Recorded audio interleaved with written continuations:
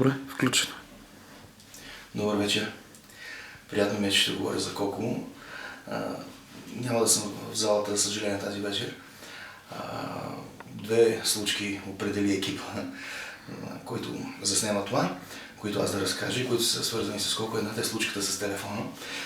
Някой подарил на Коко телефон GSM и Коко стои и нищо не разбира. Нали? Стои на масата в нашото барче и клубче и натиска нещо и ме вижда. А между другото ми беше издирвал 2 дена в театъра, къде е Ласкин, къде е Ласкин. Накрая ме намери и каза: Майна, ти разбираш от GSM и тук, ела, моля те, покажи ми как да набирам, как да пиша тук на това. Казвам: професоре, какво иска? Първо искам да вкарам Миличко, Миличко. И аз не знам, че така се нарича Валя. Той казва Миличко и казвам: М. Не, тя В. След което направих В, хубаво Валя, след като как да набера, майна. И аз казвам: и натискате В от клавиатурата. То латинско така, В натискаме и той излиза Валерий излиза. Кой е вкарал Валерий? Ето Валя, надолу, нали, показвам, натиска Валя. Да, Миличко, добре. Затваря, майна, как сега да напиша аз номера да набирам? Номера по цифрите. Как да запамета? Викам: професоре, набирате цифрите и натискате едно бутонче и то после пише имейл. Не мога, не искам. След което хапна, нали? И след малко пак: Ласкин, ела, моето момче. Кажи ми как да изключа звънене, да не звъни.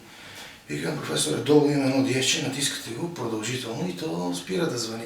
Така ли трябва? Ето, браво, няма нота, ето, нали, нотичка се задрасква. Добре, няма нота. Сега, като свети то хабили батерия, викам: да, не може да не хаби батерия. Добре, благодаря. След което мина репетиция, мина всичко, колко пак идва и казва: майна, батерията като се зарежда, как да разбера? Викам: професоре, заредете до тази вечер, сутринта тя ще е заредена батерия. Казва: добре, благодаря. Прибирам се аз вкъщи и в 12 часа звъни телефона. Колко с тих глас казва: ало, Ласкин, как се изключва телефон? Викам: професоре, червеното копче натискате. Другия случай, който изпрахме с колегите да каже, относно Тригори в Чайка. Аз притеснен от това, че съм дебел. Аз съм дебел, както е видно. И си казвам: професоре, аз ще осадна, защото Тригорин трябва, нали, Станиславски, Чехов, високи. Той казва: какво? Защо? Викам: заради ролята. Не. Кой е казал как изглежда Тригорин? С което му обнадежди.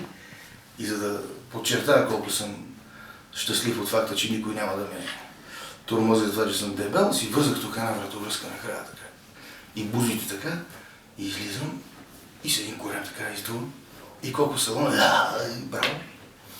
И после чете бележките и казва: така, Миро Косев, Милонов, Новаков, Ласкин. Така, Елцин Пинис. Елцин Пинис. Това трябваше да разкажа.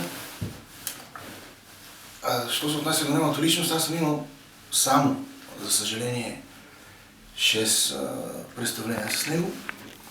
Много хубави. Има една единствена награда, и то в продавателите му и на нашия театър.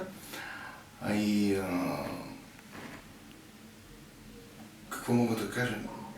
Мога да кажа, че винаги втори балкон има празни места. Дори и сега в залата съм сигурен, че има няколко празни, да знаете, че мъртвите оттам ни гледат. Чакайте, че се замислих, че в сатирата няма балкон.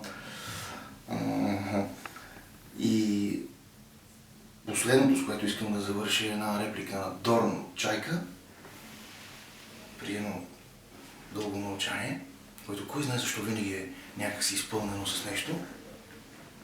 Дорн се стряска и казва: тих ангел прилетя. Смятам, че ангелът е тази вечер в залата.